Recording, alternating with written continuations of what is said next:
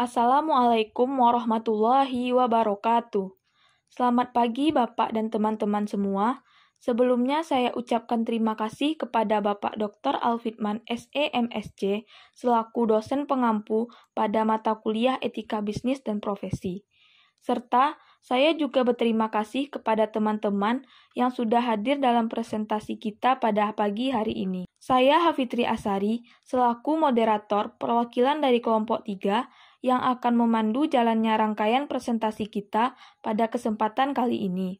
Selanjutnya, saya akan memperkenalkan nama-nama anggota dari kelompok 3, yaitu pertama, Roha Datul Aizal, yang kedua, Hafitri Asari, yang ketiga, Yesa Dewi, yang keempat, Arisha Puja Aprilia, dan yang kelima, Syabila Nurul Azizah. Adapun topik yang akan dibahas dalam rangkaian presentasi kita pada kesempatan kali ini yaitu mengenai prinsip-prinsip etika. Prinsip-prinsip etika dibagi menjadi 5 prinsip, seperti yang pertama, prinsip utilitarianisme, yang kedua, prinsip universalisme, yang ketiga, prinsip rights, yang keempat, prinsip justice, yang kelima, prinsip virtue etik. Tapi pada hari ini kita akan membahas 2 dari 5 prinsip-prinsip tersebut, yaitu prinsip universalisme dan prinsip right atau hak. Baiklah, untuk materi pembahasan pertama akan dipresentasikan oleh rekan saya yaitu Roha Datul Aizal. Kepada Aizal, saya persilahkan. Terima kasih kepada moderator. Baiklah, saya akan menjelaskan mengenai prinsip-prinsip etika bisnis. Dalam etika bisnis ada beberapa prinsip yang perlu dianut oleh para pembisnis. Selain memiliki etika, pembisnis juga harus memiliki prinsip yang sesuai dengan peraturan dan kaidah yang berlaku, sehingga dapat terciptanya kondisi berbisnis yang adil dan damai.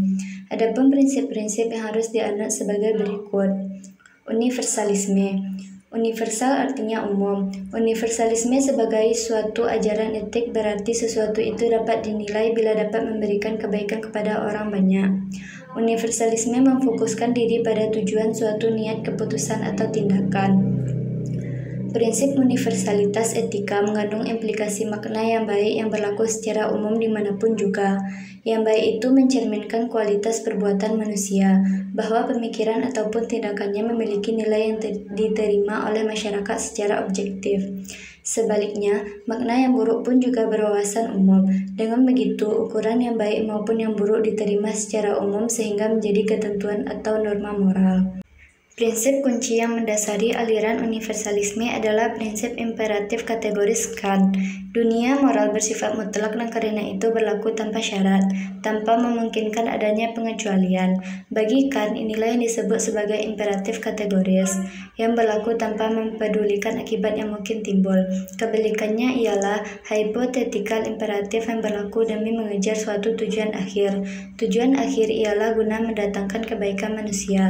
Prinsip imperatif menurut Kant ini ada dalam 2 bagian, yaitu yang pertama, seseorang harus memilih untuk bertindak hanya jika dia bersedia membiarkan semua orang di bumi dalam keadaan yang sama membuat keputusan yang persis sama, dan bertindak dengan cara yang persis sama.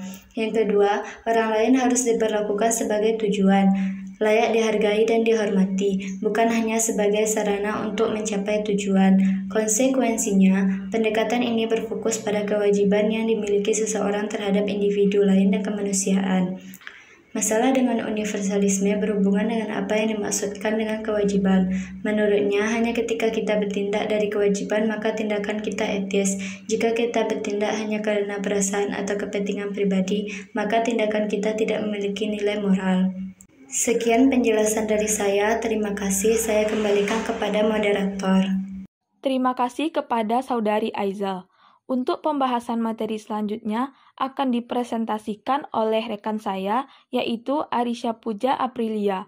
Kepada Puja, saya persilahkan. Terima kasih kepada moderator. Baiklah, saya akan menjelaskan mengenai universalisme. Pendekatan yang dikedepankan oleh prinsip ini dengan memfokuskan diri kepada kewajiban yang harus dilakukan seseorang individu terhadap individu lain. Bertindak berdasarkan kewajiban maka disebut etis. Jika seseorang atau organisasi bertindak sesuai dengan persamaan atau kepentingan pribadi, maka tindakan tersebut tidak memiliki nilai normal. Kriteria mengembalikan keputusan yang berkaitan dengan etika disebut berdasarkan kepentingan individu dan kebutuhan. Juga melihat niat orang yang melakukan suatu perbuatan. Jadi, orang yang hijrahnya karena Allah dan Rasul, dan orang yang hijrahnya adalah untuk mendapatkan keuntungan duniawi atau untuk menikahi seorang wanita, hijrahnya adalah untuk tujuan hijrahnya. Namun, niat baik saja tidak membuat tindakan tidak etis menjadi etis. Setiap kali orang yang muslim menindaklanjuti niat baiknya dengan tindakan yang diperbolehkan, tindakannya menjadi tindakan ibadah. Rasulullah mengatakan bahwa di pagi hari bersedekah harus dibayar dari setiap tulang di jari tangan dan jari kaki manusia. Salam kepada setiap orang yang ditemuinya adalah bersedekah. Memerintahkan kebaikan adalah sedekah. Melarang apa yang tercela adalah sedekah. Dan menyingkirkan apa yang berbahaya dari jalan adalah sedekah. Dan bersetubuh dengan istrinya adalah sedekah. Orang-orang bertanya, dia memenuhi keinginannya. Rasulullah, apakah itu sedekah? Dia menjawab, katakan padaku, jika dia memenuhi keinginannya di mana dia tidak berhak, apakah dia akan melakukannya berdosa?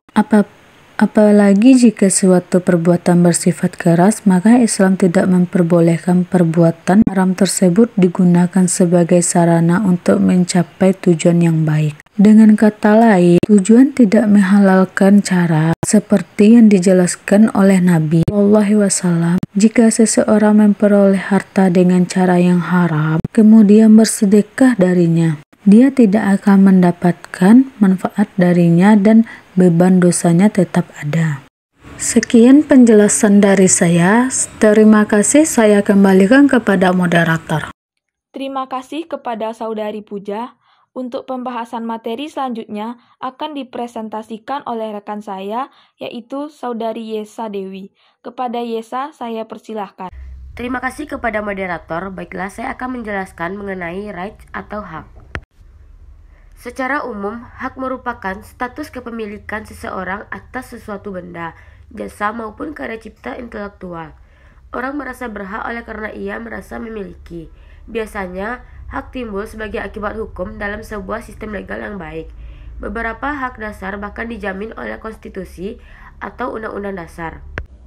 Hak didasarkan atas martabat manusia dan martabat semua manusia itu sama. Dalam arti, semua manusia dari berbagai lapisan kehidupan harus mendapat perlakuan yang sama. Selain hak, prinsip right juga dapat berarti kebenaran, yaitu satu pandangan yang tetap menganggap salah terhadap segala macam tindakan yang melanggar nilai-nilai moralitas. Beberapa hak tertentu muncul dari kandungan norma moral sehingga juga disebut sebagai moral. Right yang mencerminkan asal hak yang tidak bersumber dari hukum, melainkan dari norma moral. Hak pada bagian ini dibatasi hanya sepanjang mengenai hak yang terkait dengan larangan sekaligus mengandung kewajiban atau keharusan. Hak moral ini mengandung 3 hal mendasar, yaitu 1. Hak mengimplikasikan juga kewajiban. Hak seseorang timbul karena ada kewajiban atau keharusan pihak lain yang perlu dilaksanakan terhadap orang yang memiliki hak. Hak seseorang juga mengandung arti bahwa pihak lain dilarang menghalangi orang itu menikmati hak. Dengan demikian, kewajiban atau keharusan merupakan sisi lain dari sebuah mata uang. Hak seseorang berkorelasi dengan kewajiban atau keharusan bagi orang lain supaya membiarkan orang tadi melaksanakan haknya itu. 2. Hak memberikan kebebasan bagi siapapun berdasarkan azas kesetaraan dalam mencari kesejahteraan baginya. Orang tidak boleh dihambat kebebasannya, dan orang juga tidak perlu meminta izin guna melaksanakan haknya itu. Contohnya, seseorang yang memilih untuk menganut agama tertentu yang ia yakini terbaik baginya. Orang itu memiliki kebebasan menjalankan kewajiban-kewajiban sesuai ketentuan agama yang ia anut tanpa memerlukan izin orang lain. Ia juga tidak boleh dilarang untuk menjalankan aturan-aturan agamanya itu.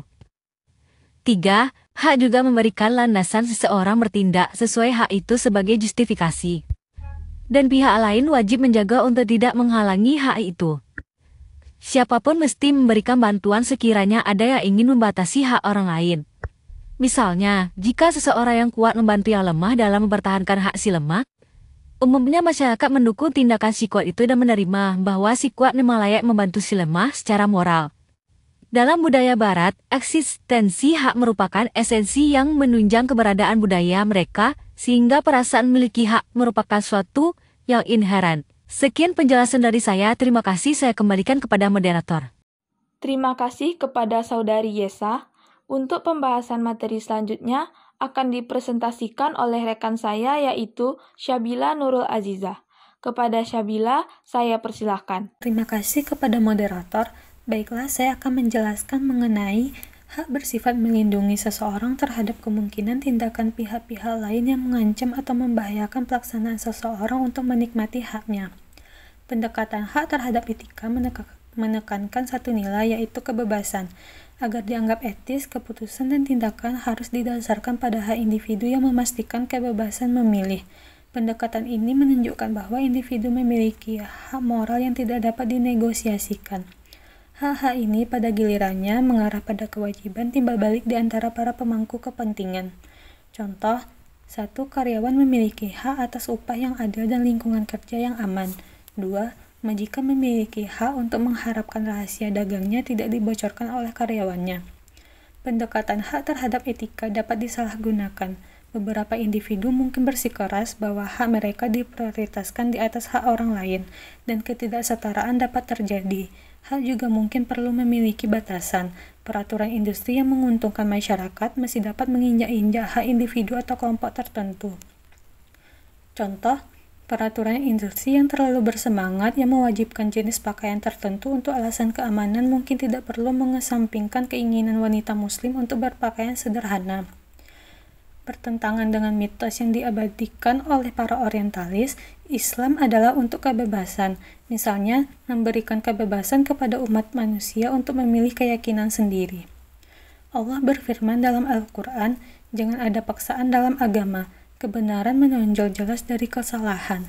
Siapapun yang menolak kejahatan dan percaya kepada Allah telah menggenggam pegangan yang paling dapat dipercaya, yang tidak pernah putus, dan Allah mendengar dan mengetahui segala sesuatu." Islam bagaimanapun adalah untuk keseimbangan dan menolak gagasan kebebasan tanpa akuntabilitas.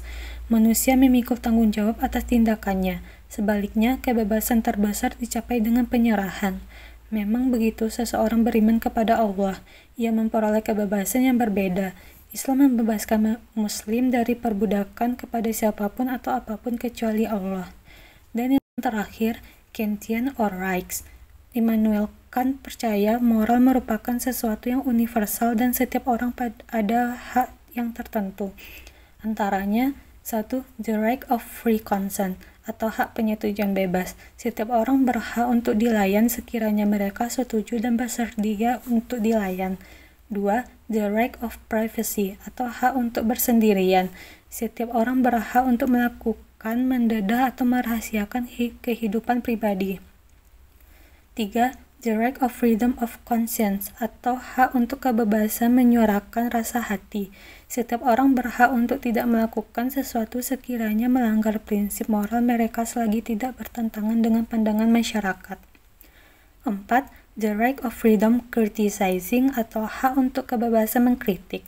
Setiap orang berhak mengkritik suatu etika organisasi secara berhemat selagi kritikannya tidak mencabuli hak individu di dalam organisasi tersebut. 5. The right of fairness, atau hak proses keadilan. Setiap orang berhak dibicarakan dengan adil sekiranya hak mereka dicabuli. Sekian penjelasan dari saya, terima kasih. Saya kembalikan kepada moderator. Baiklah, terima kasih kepada Saudari Syabila yang telah memberikan penjelasan untuk materi terakhir. Sebelum saya menutup presentasi pada pagi hari ini, apakah ada pertanyaan atau tambahan dari teman-teman mengenai materi yang telah kami sampaikan sebelumnya? Baiklah, dengan berakhirnya sesi tanya jawab tadi, maka berakhir pula diskusi kita pada pagi hari ini. Saya, Hafitri Asari, selaku moderator dan rekan-rekan saya dari kelompok 3, memohon maaf apabila ada kata-kata yang salah. Dan juga saya berterima kasih atas atensi Bapak serta teman-teman semua. Sekian dari saya. Assalamualaikum warahmatullahi wabarakatuh.